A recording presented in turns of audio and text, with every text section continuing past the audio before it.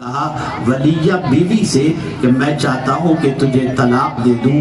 بیوی نے کہا آپ اللہ کے نیک بندے ہیں، شریعت کا علم آپ کے پاس موجود ہے، دین کے سلسلے میں آپ بہت فراست رکھتے ہیں اور بہت گہرائی سے علم رکھتے ہیں، یقیناً آپ نے کوئی ایسی وجہ مجھ میں ضرور دیکھی ہوگی جس کی وجہ سے آپ مجھے طلاق دینے پر آمادہ ہوئے ہیں۔ خیر، میں وہ وجہ سے جاننا چاہتی ہوں کہ مجھ میں کون سی ایسی کمی آپ نے دیکھی جس کی بنیاد پر آپ طلاق دینے پر آمادہ ہوئے ہیں۔ اللہ اکبر۔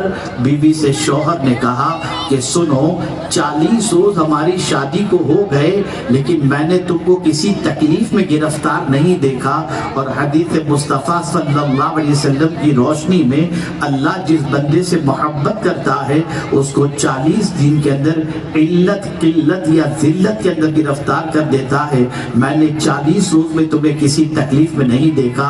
بیوی ولیہ تھی، کمرے میں بلاتی ہے اور اپنا قمیض پیچھے سے اٹھا کر دکھاتی ہے تو وہاں پر ایک بہت بڑا سوراخ تھا اور بہت بڑا پھوڑا تھا جس کے اندر سے کیڑے رس رہے تھے۔ شوہر نے دیکھا تو آنکھیں کھلی کی کھلی رہ گئی۔ بیوی سے فرمانے لگے یہ تکلیف تمہیں تھی، تم نے مجھے بتایا کیوں نہیں؟ بیوی برجستہ جواب میں کہتی ہے وجہ یہ تھی کہ اگر میں آپ کو بتا دی تو آپ میری محبت میں کہیں یاد الہی سے غافل ہو جاتے، اس لیے میں نے چاہا کہ میں اپنی تکلیف کو چھپاؤں تاکہ آپ رب کی یاد کے اندر اپنے وقت کو زیادہ گزار سکیں۔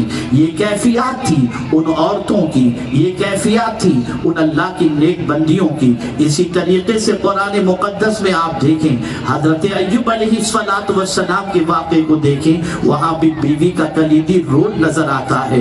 میرے پیارے آقا صلی اللہ علیہ وسلم کے پیارے دیوانوں، آپ ذرا دیکھیں، کہیں ماں کی وجہ سے اولاد کی زندگی سنورتی نظر آتی ہے، کہیں بیویوں کی وجہ سے اولاد کی شوہر کی زندگیاں سنورتی نظر آتی ہیں۔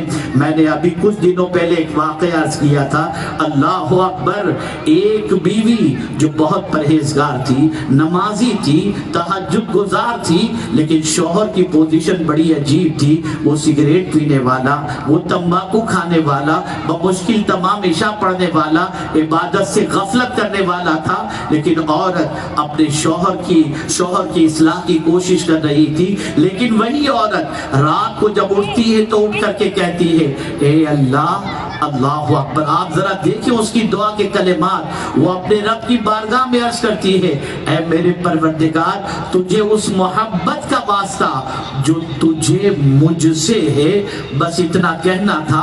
پھڑپھڑاتے ہوئے شوہر اٹھ گیا اور کہتا ہے تو کب سے اتنی بڑی ہو گئی کہ تجھ سے اللہ محبت کرنے لگ گیا، تجھ سے اللہ محبت کر رہا ہے، اتنا بڑا دعویٰ تو کر رہی ہے؟ مسکراتے ہوئے وہ بیوی کہتی ہے ہاں ہاں، میرا مولا مجھ سے محبت کرتا ہے۔ اللہ اکبر۔ جب شوہر یہ سنتا ہے تو کہتا ہے کیا دلیل ہے؟ تو بیوی برجستہ جواب دیتی ہے اگر میرا خدا مجھ سے محبت نہ کرتا تو بستر سے اٹھا کر عبادت میں کیوں لگا دیتا؟ آپ ذرا سوچو، یہ بیویاں تھیں جنہوں نے شوہروں کی سوچ بدلی ہے، شوہروں کا مزاج بدلا ہے۔ تھوڑا سا اور آگے بڑھیں تو آپ کو پتا چلے گا، بچیوں کی زندگی کی بنیاد پر کبھی باپ کا مزاج بدلا ہے، بچیوں کی زندگی کی بنیاد پر، ان کے کردار کی بنیاد پر کبھی باپ کی سوچ بدلی ہے۔ اللہ اکبر۔ اور باپ کا سر فخر سے اونچا ہو گیا ہے۔ کون نہیں جانتا سیدۃ النساء، خاتون جنت فاطمہ الزہرا رضی اللہ تعالی عنہا کو؟ اللہ اکبر۔ آپ ذرا سوچیں، وہ حیا کی پیکر تھی، مصطفیٰ جان رحمت صلی اللہ علیہ وسلم کے دل کا ٹکڑا تھی، جگر کا ٹکڑا تھی۔ سرکار صلی اللہ علیہ وسلم کے مشن کے حوالے سے اللہ اکبر، اس حد تک وہ سرکار صلی اللہ علیہ وسلم کے مشن کو عام کرنے والی تھی کہ اللہ خود تو مصطفیٰ پیارے کے مشن کے سلسلے میں معاونہ ثابت ہوئی ہی، لیکن ساتھ ہی ساتھ اپنے بچوں کی پرورش بھی اسی طریقے سے کی کہ نانا کے مشن کو زندہ رکھنا ہے۔ اور دنیا نے دیکھا کہ رسول اعظم کے مشن کی خاطر امام حسین نے سر کٹا دیا، جان قربان کی، خاندان قربان کیا۔ اور اگر میں یہ کہوں تو غلط نہ ہوگا، خاتون جنت اتنی طاقتور تھی جس کی کوئی انتہا نہیں۔ جب رسول گرامی وقار صلی اللہ علیہ وسلم حرم محترم کے اندر سجدے کی حالت میں تھے، اور ابو جہل نے جب مصطفیٰ جان رحمت کی پشت انور پر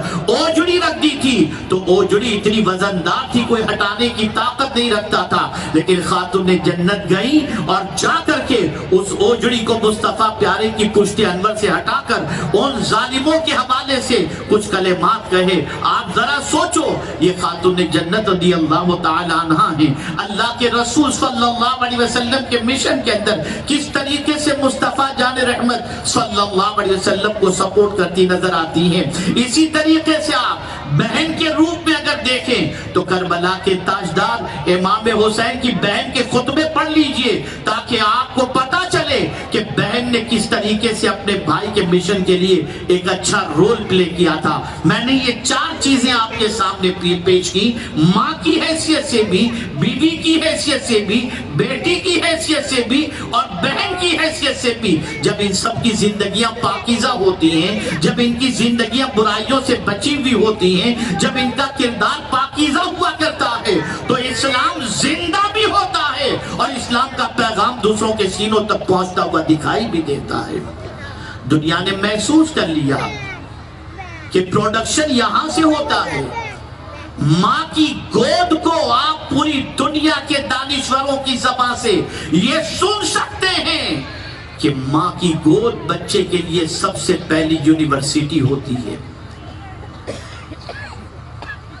اسی ماں کی گود کو، اسی خاتون کو دنیا نے آوارہ بنانے کا پلان کیا تاکہ زمین کے اوپر کوئی نیکی کرنے والا نظر نہ آئے، زمین کے اوپر کوئی پاکیزہ کردار کا مالک نظر نہ آئے، زمین کے اوپر کوئی اچھا انسان نظر نہ آئے۔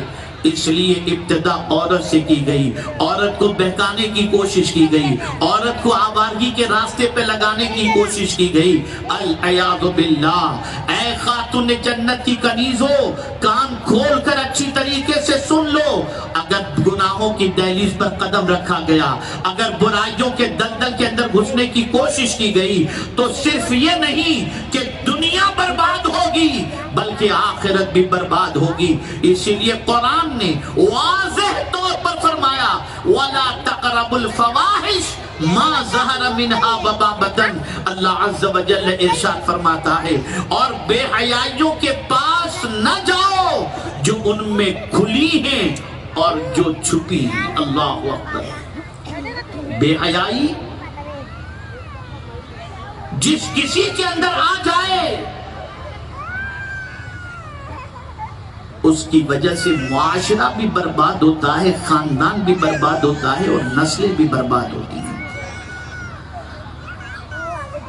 آج معاشرے کا جائزہ لیا جائے تو بے حیائی اتنی شباب پر ہے کہ العیاذ باللہ قرآن نے منع فرمایا کہ کھلی ہوئی بے حیائی کے بھی قریب مت جاؤ اور چھپی ہوئی بے حیائی کے قریب بھی مت جاؤ۔ میرے پیارے آقا صلی اللہ تعالی علیہ وسلم کے پیارے دیوانوں، اسی کے ساتھ قرآن مقدس میں اللہ عز و جل نے فرمایا وَلَا تَقْرَبُوا الزِّنَا إِنَّهُ كَانَ فَاحِشَةً وَسَاءَ سَبِيلًا، اور زنا کے قریب بھی مت جاؤ کہ بے شک یہ بے حیائی ہے اور برا راستہ ہے۔ آپ ذرا سوچو، معاشرے کا جائزہ لو، آج ہماری سوسائٹی کے اندر غربت کی چکی میں پیسی جانے والی بہت ساری عورتوں کو اور بہت ساری بچیوں کو زنا کی دہلیز پر لے جانے والی دلال عورتیں بھی ملیں گی جو ان کی کمائی کے ذریعے اپنا پیٹ بھی پالتی ہیں اور ساتھ ہی ساتھ عیش قدوں کو تعمیر بھی کرتی ہیں۔ وہ خواتین جو غربت کی چکی میں پیسے جانے کی وجہ سے بدکرداری کے دروازے پر، برائیوں کے دروازے پر پہنچ کر اپنے جسم کو گناہ سے آلودہ کر لیتی ہیں، میں ان سے پوچھنا چاہتا ہوں، اے خواتین اسلام، تاریخ کے اوراق الٹ کر کے دیکھیں، آپ کو بے شمار ایسی اللہ کی بندیاں ملیں گی جو غربت کی چکی میں پیسی جاتی تھی، لیکن کبھی ان کے دامن کو کوئی گناہ سے آلودہ نہ کر سکا۔ روض الریاحین کے اندر علامہ یافعی رحمت اللہ تعالی علیہ ایسی ہی ایک خاتون